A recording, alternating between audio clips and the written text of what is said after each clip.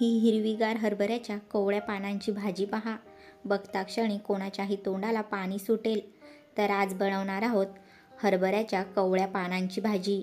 ही भाजी बनवायला जितकी सोपी आहे तितकीच चवीला रुचकर लागते.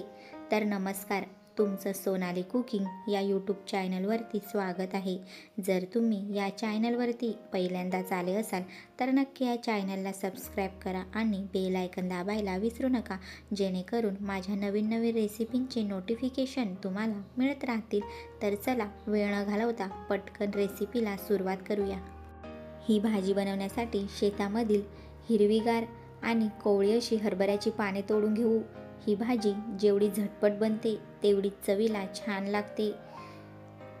तर मी इथे हरभऱ्याची पाने आता तोडून घेणार आहे. कोवळी कोवळी अशीच पाने तोडून घेतली आहेत, तुम्ही बघू शकता. तर तुम्ही इथे बघू शकता मी हरभऱ्याची कोवळी कोवळी अशी पाने तोडून घेतली आहेत. आता याची भाजी बनवूया.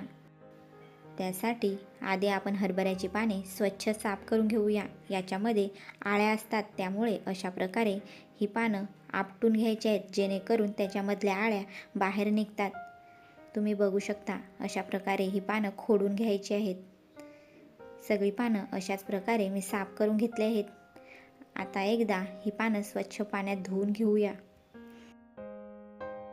मी ही पाने धुवून घेतली आहेत. आता ही पाने बारीक कापून घेऊया. तुम्ही या पद्धतीने नक्की एकदा हरभऱ्याच्या पानांची भाजी बनवून बघा, खूपच छान लागते. भाकरीसोबत तर अप्रतिमच लागते. अशाच पद्धतीने मी सगळी पानं बारीक अशी कापून घेतली आहेत, तुम्ही इथे बघू शकता. अगदी 5 मिनिटात ही भाजी बनून तयार होते.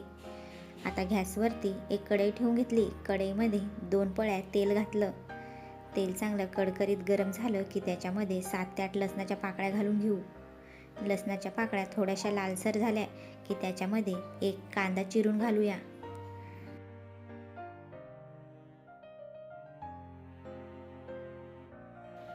तीन ते 4 हिरव्या मिरच्या बारीक कट करून याच्यामध्ये घालून घेऊया.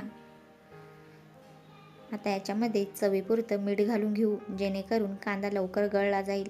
कांदासुद्धा गुलाबी रंग होईपर्यंत परतून घेऊया.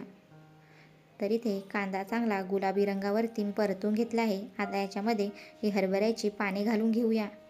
अगदी झटपट 5 ते 6 मिनिटात ही भाजी बनून तयार होते. इथे मी सगळा हरभऱ्याचा कोवळा पाला घालून घेतला आहे.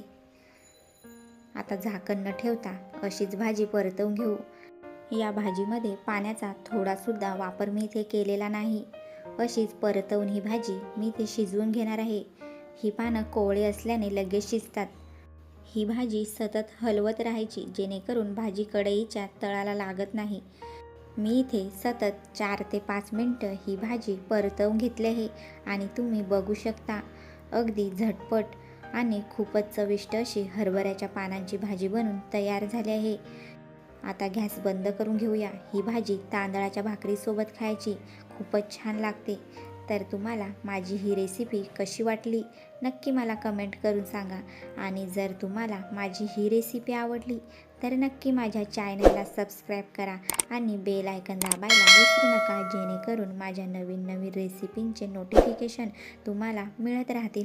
आणि नक्की एकदा अशा प्रकारे हरभऱ्याच्या पानांची भाजी बनवून खाऊन बघा, नक्कीच तुम्हाला आवडेल.